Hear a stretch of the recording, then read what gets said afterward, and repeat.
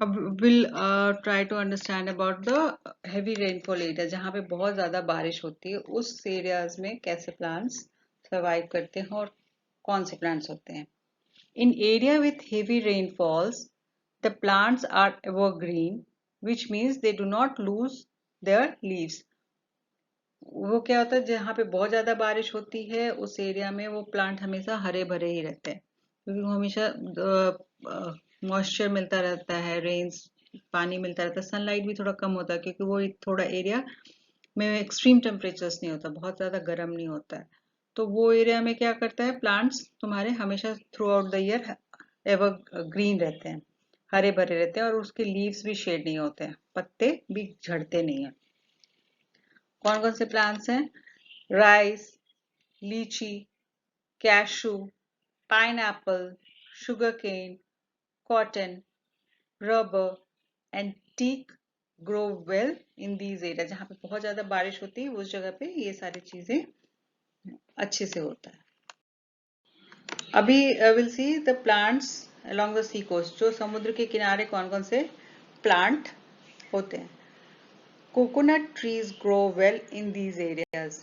सबसे ज्यादा तो कोकोनट ट्रीज, जो कोस्टल एरियाज होते हैं समुद्र के किनारे, कौन से प्लांट्स होते हैं, दैट कोकोनट ट्रीज अच्छे से ग्रो होते हैं। They are adapted to grow in salty water and high rainfall.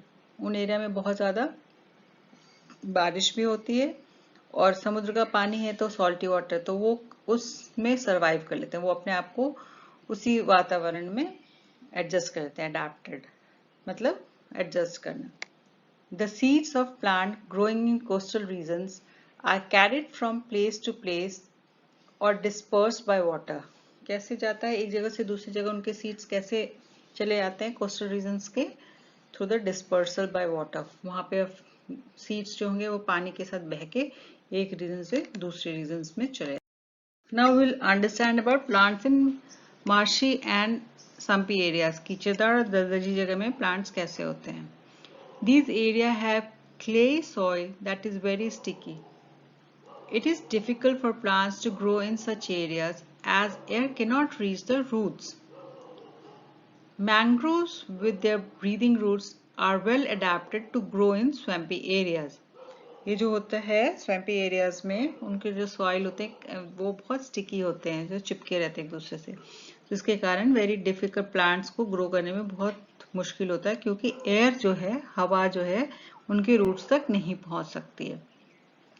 उसके एग्जाम्पल क्या है, जो एक प्लांट्स जो इस एरिया में होता है वो मैनग्रोव्स बोलते हैं उसको, क्योंकि वो जो मैनग्रोव्स जो है उनके जो रूट्स होते हैं बाहर की तरफ होते हैं, ठीक है, और बहुत ज़्यादा एक दूसरे से जुड़े रहते हैं। तो उस एरिया में बहुत ज़्यादा एक जगह पे बहुत सारे पेड़ एक साथ होते हैं। तो mangroves typically have numerous tangle roots above ground and form dense thickest, ठीक है, इसलिए उस एरियाज में मैंग्रोव प्लांट्स हो सकता है। बच्चों क्या अभी तक हमने क्या पढ़ा, अभी तक हमने टेरेस्ट्रियल प्लांट्स के बारे में पढ़ा, जो प्लांट्स तुम्हारे जमीन के ऊपर होते हैं, वो जो प्लेन एरियाज में, हिली एरियाज में, coastal areas, then swampy areas और सैंडी एरियाज मींस डेजर्ट्स, उस जगह पे कौन कौन से प्लांट्स हो सकते हैं और हाउ वो अडेप्ट कैसे करते हैं उस जगह पे सरवाइव करने के लिए। Now will read about water और aquatic plants. Plants that grow in water have special adaptations too. Aquatic plants can be floating, fixed और submerged। जो प्लांट होते हैं वो तीन तरह से रह सकते हैं, वो फ्लोट कर सकते हैं पानी के ऊपर, फिक्स्ड होते हैं, और या तो पानी के अंदर सबमर्ज होते हैं, ठीक है। Floating plants like duckweed and water hyacinth are light, spongy and can float on the surface of the water।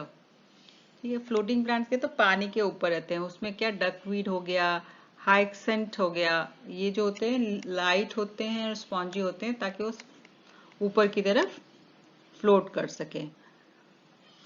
Chlorophyll is restricted to the upper surface of leaves that receives sunlight। Chlorophyll क्या होता है, green pigmentation, तो वो chlorophyll इसके कारण वो उसके जो अपर सरफेस ऑफ लीव है उसी तक रिस्ट्रिक्टेड रहता है, क्योंकि वही एरिया सनलाइट रिसीव करता है। The upper surface is waxy to repel water, और पानी को रिपेल करने के लिए, मतलब दूर भेजने के लिए प्लांट से, उसके ऊपर वो जो होता है, उनके लीव्स होते हैं वैक्सी होते हैं, थोड़े से सॉफ्ट सॉफ्ट से होते हैं, ताकि जो पानी चिकना होगा तो क्या होगा, जब पानी आएगा तो उस पे से छहल के निकल जाएगा, इसलिए उसका the upper surface of the plant is waxy to repel water.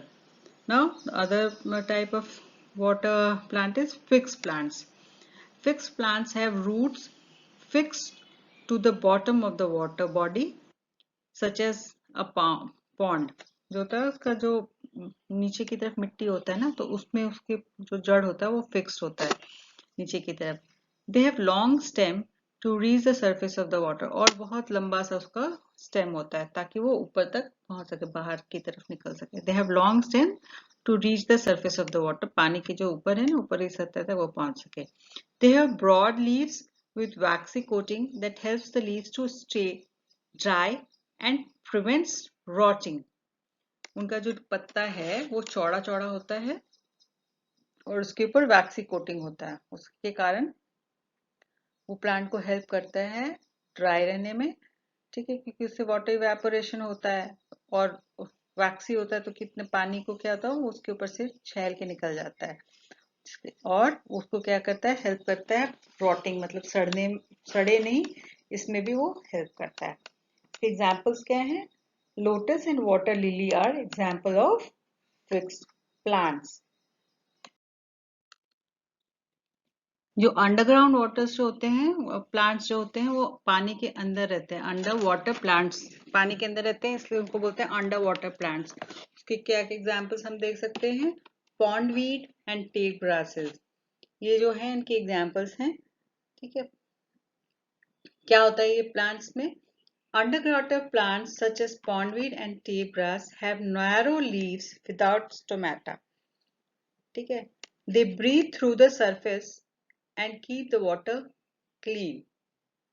In submerged plant water, nutrients and dissolved gases are absorbed through the leaves directly from the water.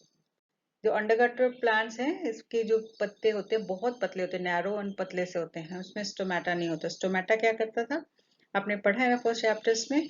First stomata जो क्या करता है, उसको हेल्प करता है plants को gases in absorb करने में और छोड़ने में, एंड वो और दूसरा क्या काम करता था, वो तुम्हारा वाटर लॉस थ्रू ट्रांसपिरेशन, ठीक है, वाटर लॉस ट्रांसपिरेशन के थ्रू वाटर लॉस होता था उसके थ्रू, मतलब उसमें उसके ऊपर छोटे छोटे पोर्स होते हैं जिसके थ्रू पानी तुम्हारा वाटर वेपर्स जो है इवेपोरेट होता था एंड गैसेस तुम एब्जॉर्ब करते थे, ठीक है। ये क्या करता है, उसमें स्टोमेटा नहीं होता, तो वो कैसे ब्रीथ करता है? The breathe through the surface, उसके जो जमीन है उसके थ्रू वो ब्रीथ करता है, and keep the water clean, and पानी को साफ सुथरा रखने में मदद करता है।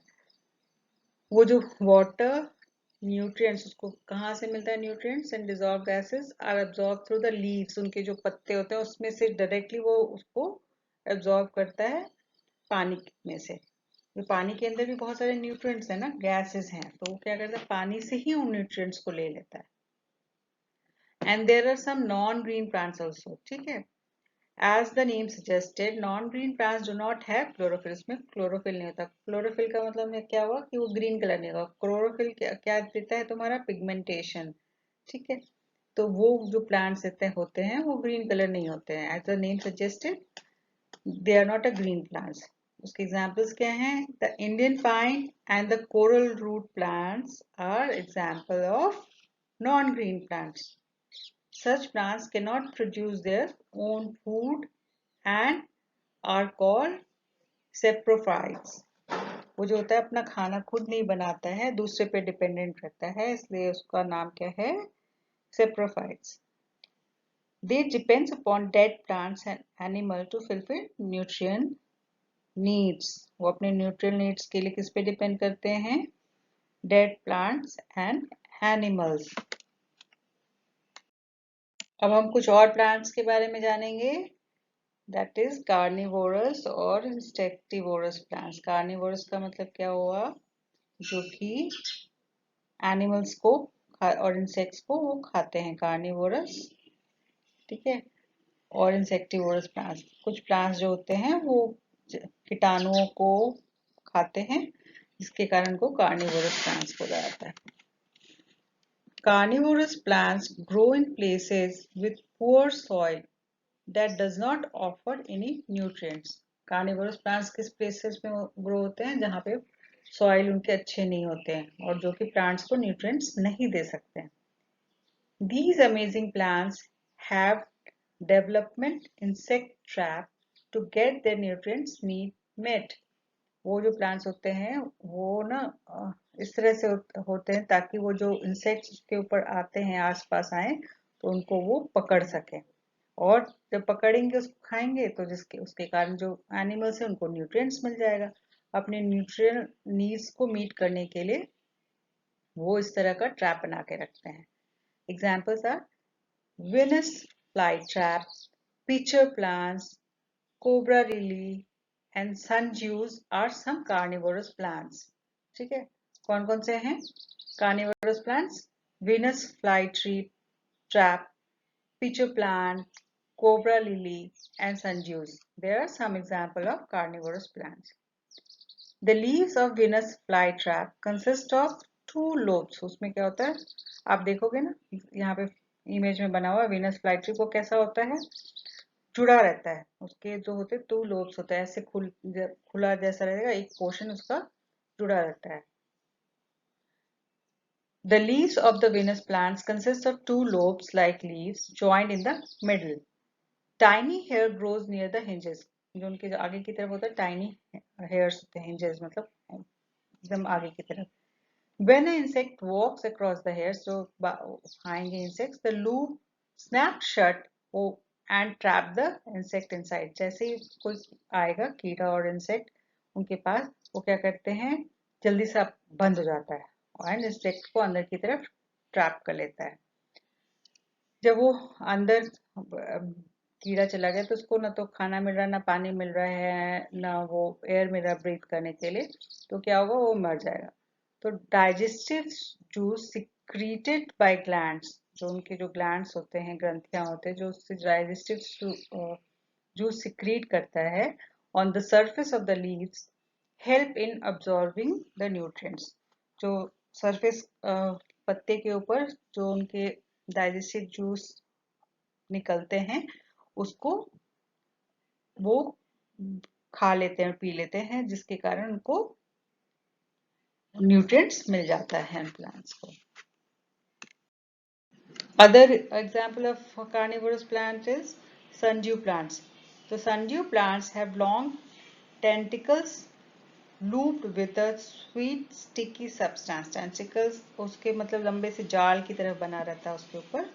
ठीक है। Once an insect gets stuck, more tentacles move in the direction of the insect to make a tighter trap। वो क्या करता है, उसके ऊपर ना बहुत सारे ऐसे जाल, मकड़ी का जाला होता है ना, उस तरह से वो जाल की तरफ होता है, और वो मतलब ऐसे गिरा जैसा रहता है। जब कोई भी जानवर उसके पास आता है, स्टक हो जाता है उसमें, तो वो उसको पकड़ लेता है उसके अंदर, और फिर उसके जब ट्रैप हो गया इंसेक्ट तो फिर वो धीरे धीरे उसको खा लेता है। Another example is pitcher plants. Pitcher plants are shaped like a pitcher, मटके की तरह होता है उसका shape. The top and inside of the pitcher is covered with a slippery sweet smelling nectar। ठीक है, वो जो पिचर प्लांट्स जो होता है उसके जो ऊपर की तरफ होता है उसके ऊपर बहुत अच्छा हनी के जैसा ना, फूलों का जो मधु होता है उस तरह का स्मेली सब्सटेंस होता है और बहुत स्लिपरी होता है। तो when insect comes to take a sip, वो जब उसको आता है खाने के लिए, they slip and fall into the pitcher। तो क्या होता है, वो जो उसका जो मटके की शेप का होता है ना, तो जब ऊपर से आया कोई भी इंसेक्ट खाने के लिए, वो मधु को पीने के लिए, जो उसके ऊपर स्मेलिंग नेक्टर सबसे ऊपर ऊपर में लगा हुआ है ना, तो क्या होता है उसके अंदर वो गिर जाता है एंड वो फिर वो अंदर रह गया, फिर वो जो प्लांट जो होता है वो उसको खा लेता है। ठीक है, so what we have studied बच्चों, we have studied about terrestrial plants और aquatic plants and then the carnivorous plants. ठीक है, so now read once again this chapter and I hope you have understand what is there in this chapter. Thank you.